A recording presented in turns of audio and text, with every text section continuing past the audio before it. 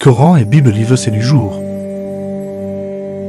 Découvrons ensemble le Coran et la Bible. Aujourd'hui, verset du Coran et demain, verset de la Bible. Voici les versets.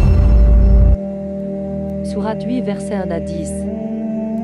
Il t'interroge au sujet du butin.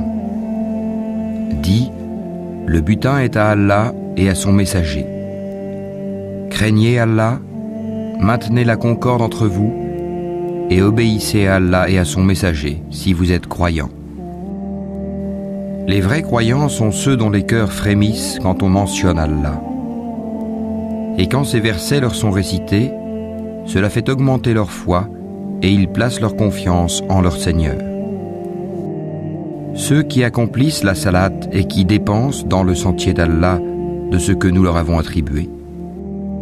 Ceux-là, en toute vérité, les croyants, à eux des degrés élevés auprès de leur Seigneur, ainsi qu'un pardon et une dotation généreuse.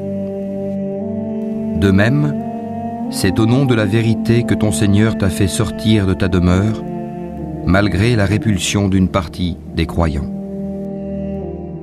Il discute avec toi au sujet de la vérité après qu'elle fût clairement apparue, comme si on les poussait vers la mort et qu'ils la voyaient. Rappelez-vous, quand Allah vous promettait qu'une des deux bandes sera à vous, vous désiriez vous emparer de celle qui était sans armes, alors qu'Allah voulait, par ses paroles, faire triompher la vérité et anéantir les mécréants jusqu'au dernier, afin qu'il fasse triompher la vérité et anéantir le faux, en dépit de la répulsion qu'en avaient les criminels. Et rappelez-vous, le moment où vous imploriez le secours de votre Seigneur et qu'il vous exauça aussitôt, je vais vous aider d'un millier d'anges déferlant les uns à la suite des autres. Allah ne fit cela que pour vous apporter une bonne nouvelle et pour qu'avec cela vos cœurs se tranquillisent. Il n'y a de victoire que de la part d'Allah. Allah est puissant et sage.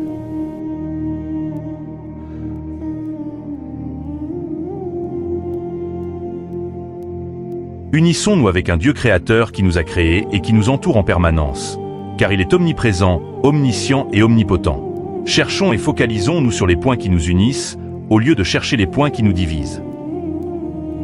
Jésus et Mohammed. Pas de comparaison, ni de distinction. Eux deux et comme tous les autres envoyés. Noé, Abraham et Moïse, etc. Eux tous ont été choisis par Dieu pour la même mission. Appeler les gens vers Dieu et faire la volonté de Dieu, voilà leur mission.